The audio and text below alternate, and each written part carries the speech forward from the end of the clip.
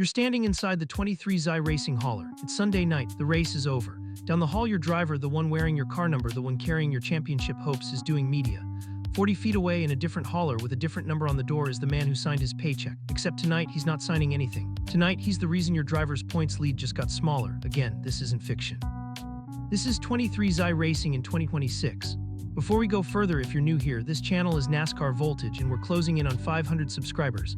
If breakdowns like this are your kind of racing content, hitting subscribe and dropping a like genuinely helps this channel grow. Your support is what makes content like this possible, so thank you for being here. Now back to the story building inside the 23XI garage.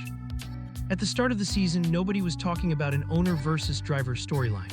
They were talking about one thing: Tyler Reddick winning the Daytona 500 and 23XI Racing finally arriving as a legitimate powerhouse in the NASCAR Cup Series. The win at Daytona wasn't a fluke start, it was a statement. Reddick backed it up with consistency across the early stretch of the season, stacking top finishes and building a points cushion that put him at the top of the regular season championship standings. Every person in the garage seemed to agree on one thing: Tyler Reddick was going to win the regular season championship. The conversation wasn't if, it was by how much. There was just one problem: nobody was paying close attention to the man in the building right next to him. That's where this story would have ended if it stayed simple. It did, because over the following weeks, a second name started climbing the standings, and it wasn't a rival team's driver. It was Denny Hamlin. Hamlin started winning. Nashville, Michigan, Pocono, race after race, the gap between him and Reddick in the championship standings kept shrinking. On paper, this looked like any other mid-season title fight. Two strong drivers, one shrinking points gap, the kind of story NASCAR sees every year. Here's the part that changes everything you just heard.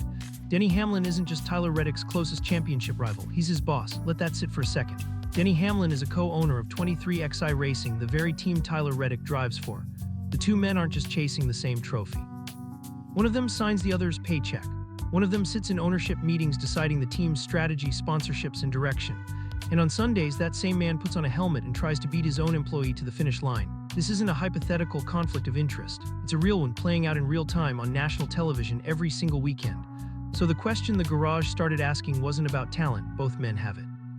The question was about something harder to measure. Can an owner fully separate business interest from personal ambition when the prize is a championship? That single question opened the door to a wider conversation across the sport, one that didn't need a scandal to be compelling, because the tension was built into the situation itself.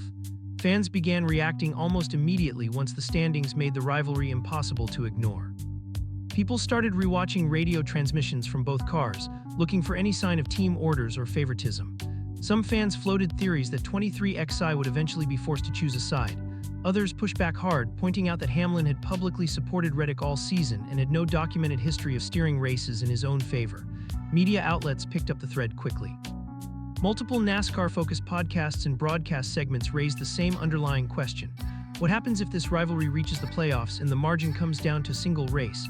It's worth repeating clearly, there has been no evidence of wrongdoing by either driver or by 23XI Racing as an organization.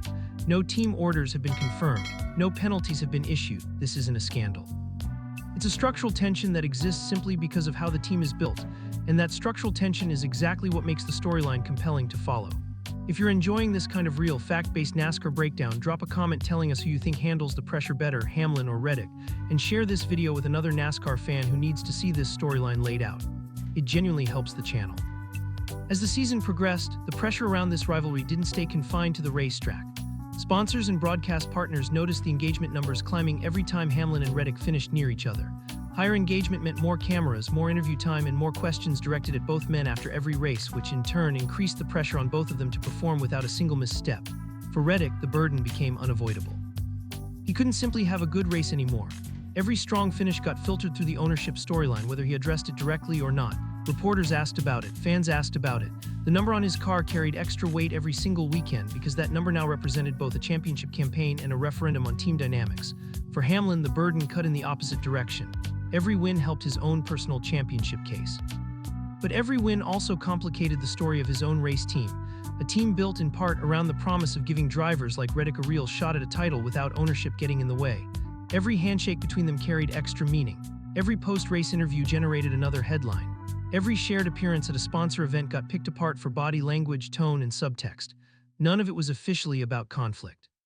All of it was read that way anyway because the audience couldn't separate the business relationship from the on-track rivalry, even when both men tried to keep the two things distinct in public.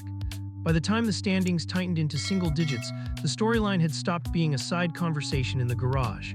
It had become the conversation. Crew members, other drivers, and team executives across the sport were being asked about it in interviews that had nothing to do with 23XI racing at all. So where does this actually go from here? Does an owner who's also a championship contender eventually have to choose between the two roles? Does 23XI Racing's internal structure get tested in a way it hasn't been before, especially if the title comes down to the final laps of the final race? Nobody, not the drivers, not the team, not the broadcasters covering it, has answered that question yet. If you enjoy real NASCAR breakdowns like this, you'll like what's coming next. Make sure you're subscribed to NASCAR Voltage so you don't miss it, and drop a comment with your prediction on how this plays out.